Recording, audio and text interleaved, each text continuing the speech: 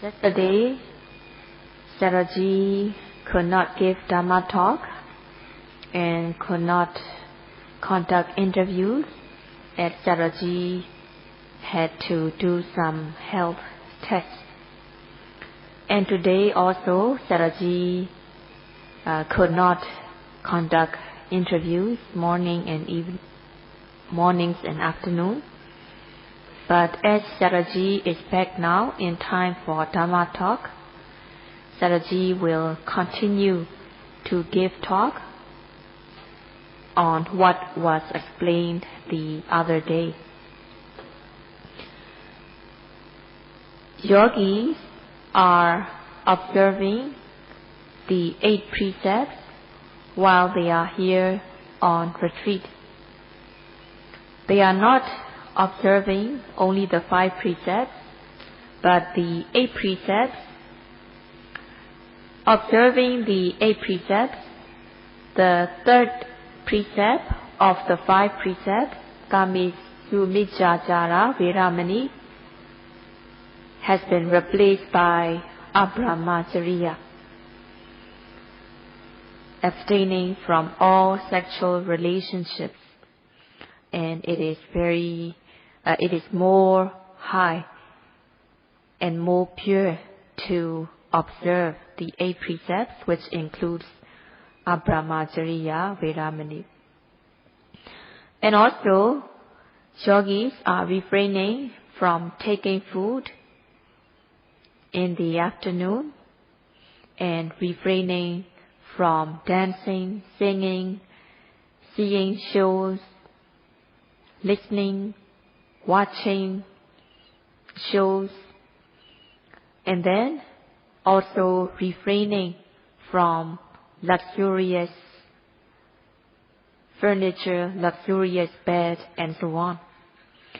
So these luxurious bed, luxurious furniture, they are used by people who are taking sensual pleasure.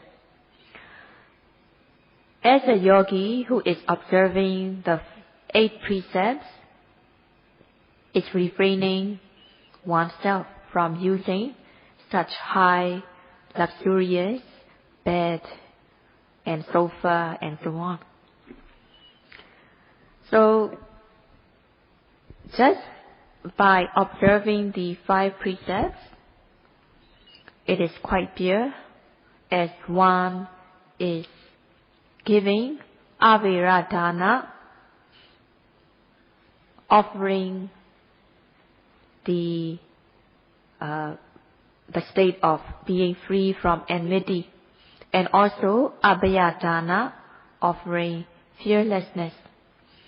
So in this way, observing the 5 precepts, one is said to be offering dana, such as Avirabhaya and Aviradana and Abhayadana.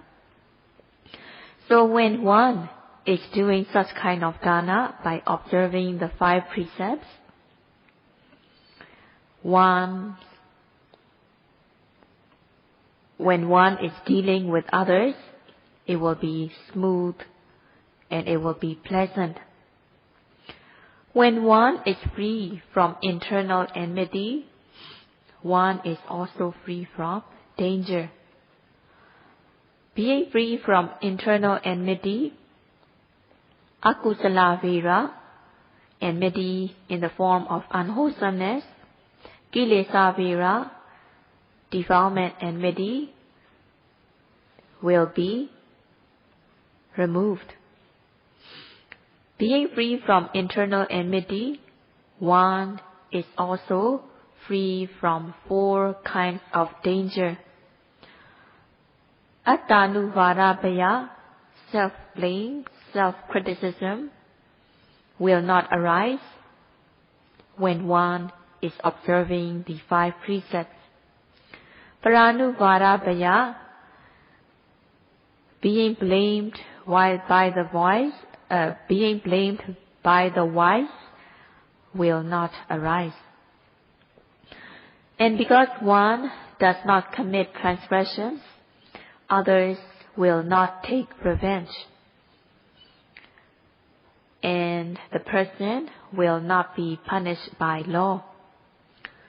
As a result of good volition, the person will not be born in lower existences.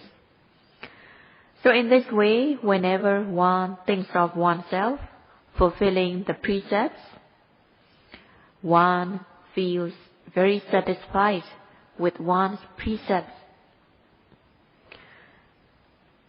And also, by observing the 5 precepts, one is pure in body and speech, and then one gains peace. Gaining peace within oneself by observing the precepts, one is also contributing peace to the surrounding. So by observing the 5 precepts, one's own world will be peaceful. If there are many of those peacefulness by observing the 5 precepts, then it will lead to the peaceful world. So it is most effective way, it is most logical way to build up peacefulness in the world by observing the 5 precepts. Just by observing the 5 precepts, one is said to be a true human, and one has internal peace, and also one is contributing peace to the surrounding. When one also refrains oneself from taking meals in the afternoon, and also refraining oneself from using high luxurious bed, sofa, and so on, then it is a support that one can give up the sensual happiness. So such kind of high and luxurious bed, sofa, taking meals are enjoyed by the ones who enjoy sensual pleasure. So refraining from such things, such as taking food in the afternoon, refraining oneself from using luxurious sofa and bed, one's mind will not go on to sensual pleasure. So it will be a support to practice the Dhamma. So it is very good, it is very satisfying. And observing the precepts, and one should go on to practice Satipatthana meditation that develops both the mind and knowledge. So one should cherish the practice, one should value the practice, and practice diligently in order to develop the mind and the knowledge. The lay people have to observe at least the 5 precepts. So the question is, if one is leaving one's bodily and verbal behavior uncontrolled, will they not get happiness? So if they are leaving their bodily behavior and verbal behavior uncontrolled, they can gain happiness, and such kind of happiness has to do with sensual pleasure. When one gets sensual pleasure, when one gets the kind of happiness, the sensual happiness that they need, when they get it, they get happiness. So when one gets to see beautiful things, one gets happiness. For the people who like sweet sound, and when they get to hear sweet sound, they become happy. And for the ones who like to get fragrant smell, who enjoy fragrant scent, and when they get these fragrant smell, they become happy. And people who enjoy eating, when they are eating delicious food, then they gain happiness. And also for the people who like to have pleasant touch, they try to seek pleasant touch by wearing soft clothes that has a good touch on the body. And also people who like good touch between the opposite sex, they try to seek for such kind of pleasure by coming into contact with the opposite sex. If they do not know of a better happiness that excels the sensual happiness, they take sensual happiness as good and high. If they do not have the kind of happiness, the sensual happiness that they need, they long for such kind of sensual happiness. And when they get the kind of sensual happiness they want, they become elated and they cannot control their mind. And if they do not get the happiness that they are looking for, they become depressed, discouraged, and so on. So it is said that suffering follows the worldly happiness. Suffering follows the sensual happiness. And such kind of sensual happiness can even cause suffering. So rather than suffering by getting the sensual happiness, it is better not to get the sensual happiness, as the sensual happiness lead to suffering.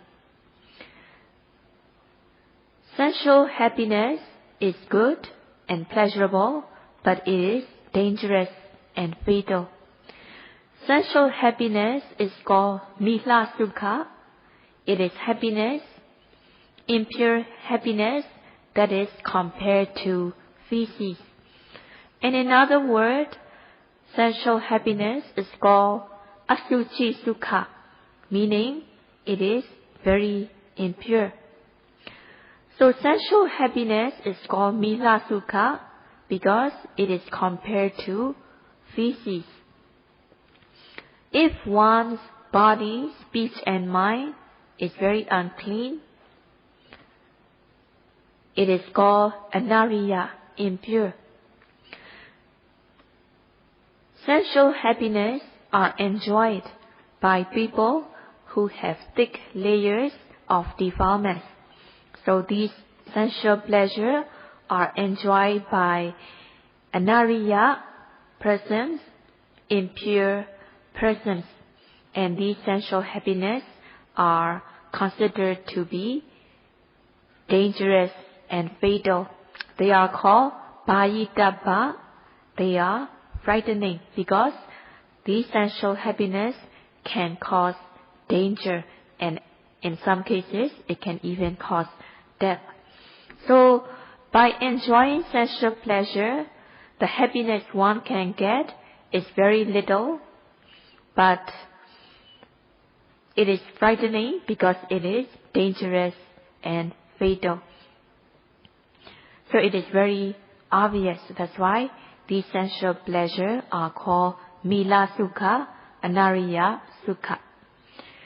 Buddha, who is Kalyanamita, a true companion, guided the beings that there is happiness that excels so many times than the worldly sensual happiness. Buddha himself practiced and gained true happiness, genuine happiness that excels many times than the worldly happiness. And Buddha guided the way in order that the beings get true happiness. In order to gain the true happiness, sila, morality, has to be practiced, and one should practice further. One should practice in order to develop the mind and the knowledge. By practicing and by developing the mind and the knowledge, one gains true happiness stage by stage. Such kind of true happiness are guaranteed by practicing Satipatthana meditation. So by practicing Satipatthana meditation, one is sure to gain true happiness stage by stage. There are other kinds of happiness. Seya Sukha. Seya Sukha is the pleasure gained by lying on bed comfortably. It is called Seya Sukha. When one lies on bed on one's side, and if one feels discomfort, one has to change to another side. If one is lying on right side, and if discomfort arises, one changes into the left side in lying position. So the pleasure one gets by lying on one side, shifting from this side to that side, it is Passa Sukha.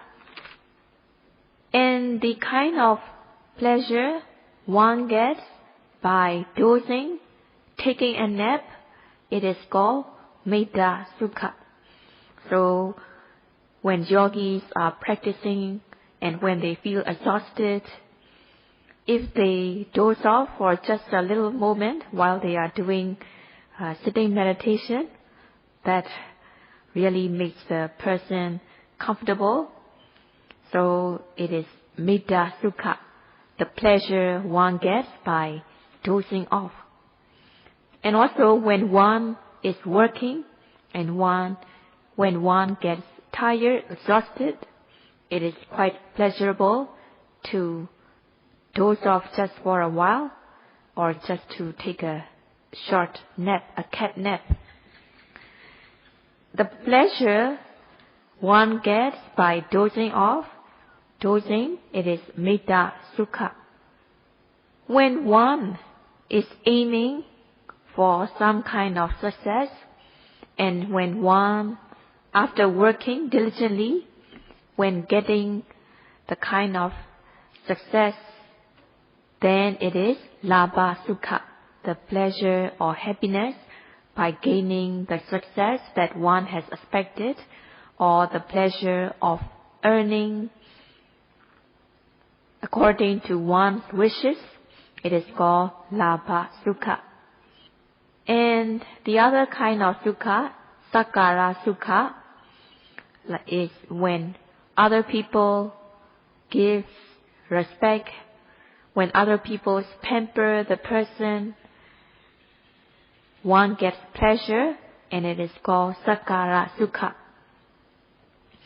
And the pleasure one gets when one is praised by others, even if the person does not deserve it, but if others praise the person to gain something from that person, it is quite pleasurable to have praise from others. So the pleasure of being praised, the pleasure of being flattered by others, it is called Siloka Sukha. It is the pleasure one gains when one gets fame or being praised by others. There are other two kinds of Sukha. which are called Vyaseka Sukha and Abhyaseka Sukha. Vyaseka Sukha means the kind of happiness that one gets by mixing with something else.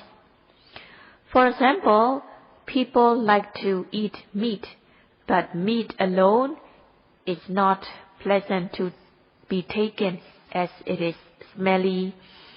So, in order to make the meat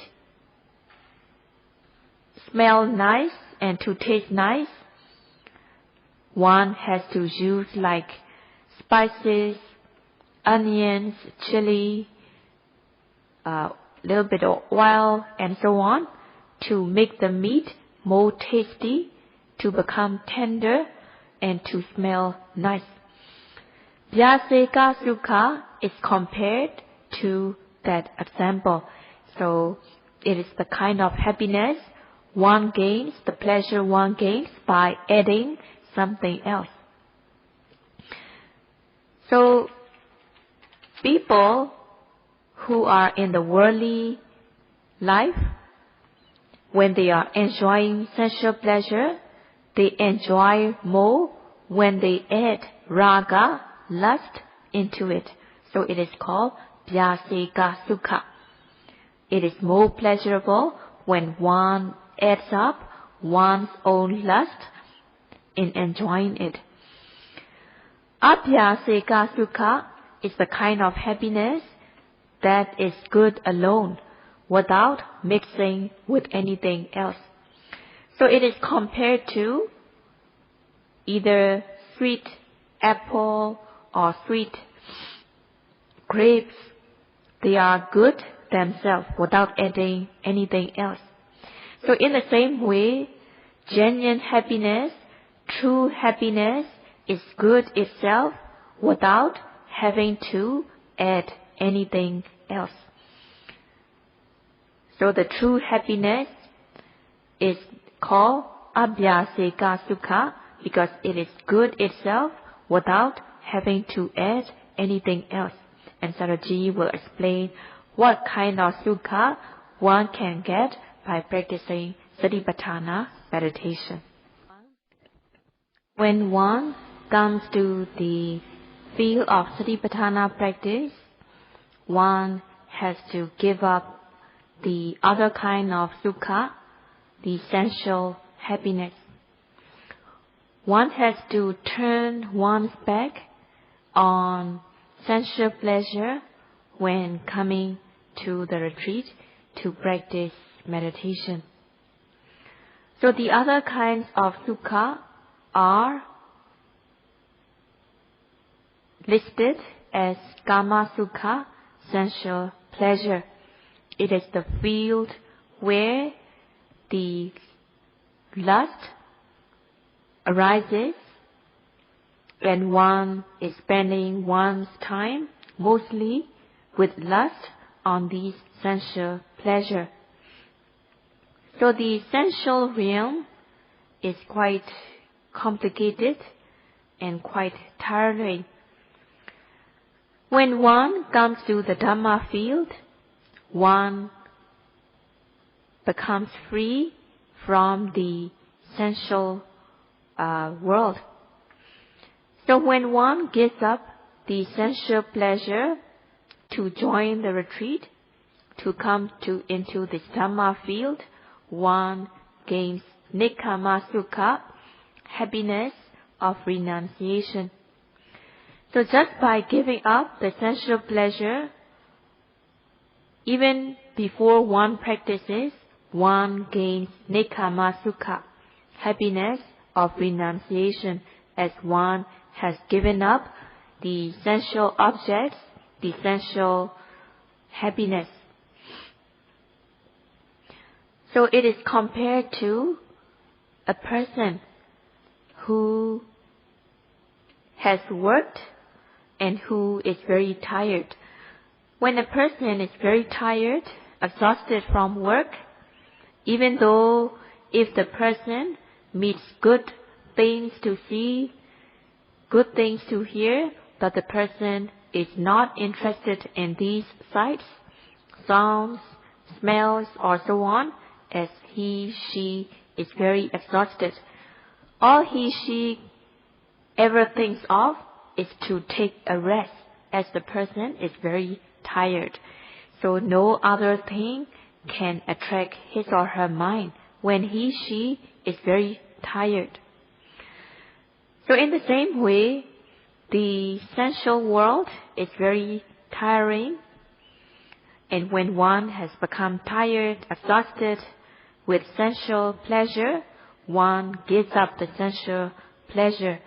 Giving up the sensual pleasure, one gains nekkhamma sukha, the happiness of renunciation.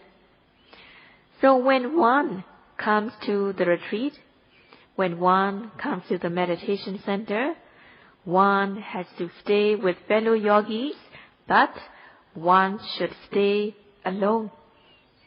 In order to stay alone among the fellow yogis, one should not be talking, and one does not need to socialize as a yogi. As a yogi, no need to socialize, no need to be talking or greeting other yogis.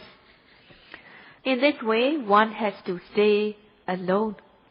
If one is greeting or if one is socializing, then one will be losing paviveka sukha, happiness of seclusion.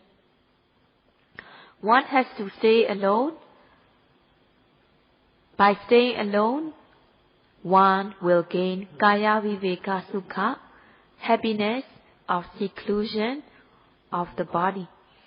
Even though one may stay alone, but if one is enjoying one's thoughts, imaginations, then there will be defilements entering. There will be thoughts and defilements. When one is enjoying one's thoughts, imaginations, one will not gain citta viveka. So one has to avoid such kind of thoughts, imaginations. One has to avoid kilesa defilements from arising. When one's mind is free from defilements, the mind will be pure and one gains citta viveka, the happiness of seclusion of the mind. In this way, in order to gain paviveka sukha, in order to gain happiness of seclusion, one has to stay alone without socializing with others, and also one should keep the defilements away. One should practice so that defilements cannot arise, so that the mind will be pure and clean. In order to gain paviveka sukha, happiness of seclusion, one has to practice. One has to practice staying alone, and also should not be thinking about sensual pleasure. As the yogi continues to practice, when one develops viriya, sati and samadhi, effort, mindfulness and concentration, one builds up samadhi khanda, concentration group. One has to practice with effort. One has to exert 3 stages of effort.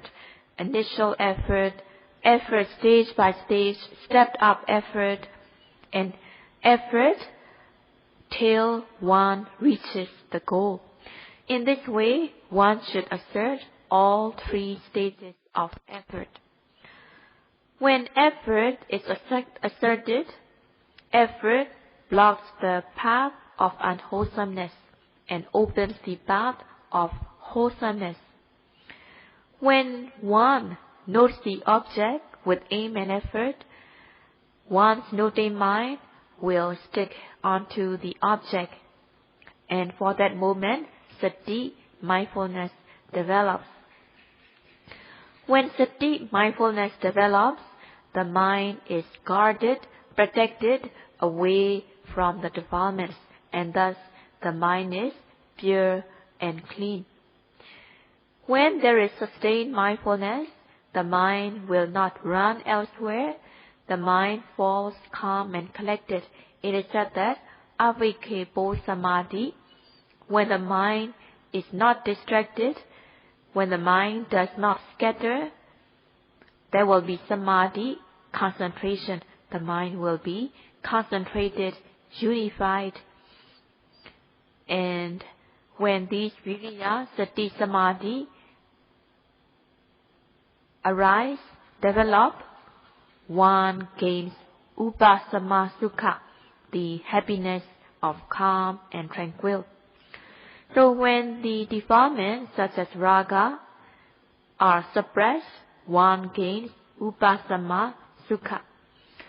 So by overcoming priyuttana kilesa, transgressive defilements, one gains upasama sukha, happiness of calm and tranquil.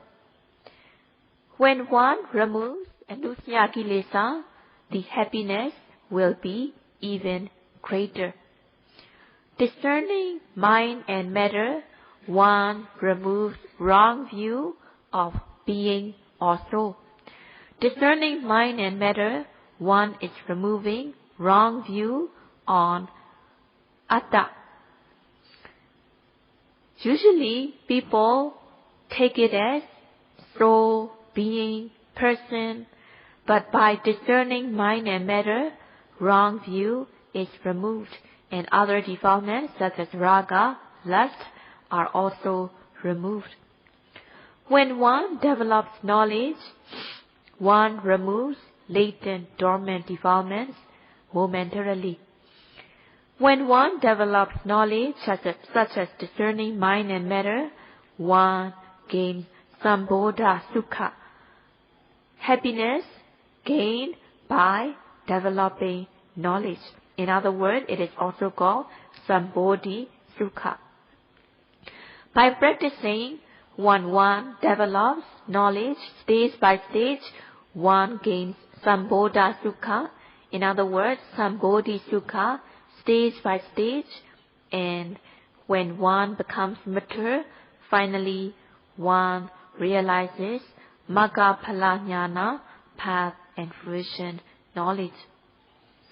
When one gains magga jnana, path knowledge, one realizes nibbana. Realizing nibbana, one gains the utmost happiness. Only if one can give up the sensual happiness, one can gain the kind of happiness that excels many times than the sensual happiness. Giving up the worldly happiness, giving up the sensual happiness, it is called parijjhaka, giving up. By giving up the worldly happiness and by practicing, one gains the kind of happiness that excels many times than the worldly happiness. It is called pariggaha, gaining. Only if one knows that the worldly happiness are good but dangerous and fatal, only if one sees the flaws, the faults of worldly happiness, then will she be willingly giving up the worldly happiness. Only if one knows the quality, if one only knows the virtue of the genuine happiness, that it excels many times than the worldly happiness, it is dangerous and it is guaranteed. Knowing thus, one will courageously give up the worldly happiness in order to practice to gain the kind of happiness that has guarantee. So Sayadaw will continue to explain tomorrow. Sadhu, sadhu, Sadhu.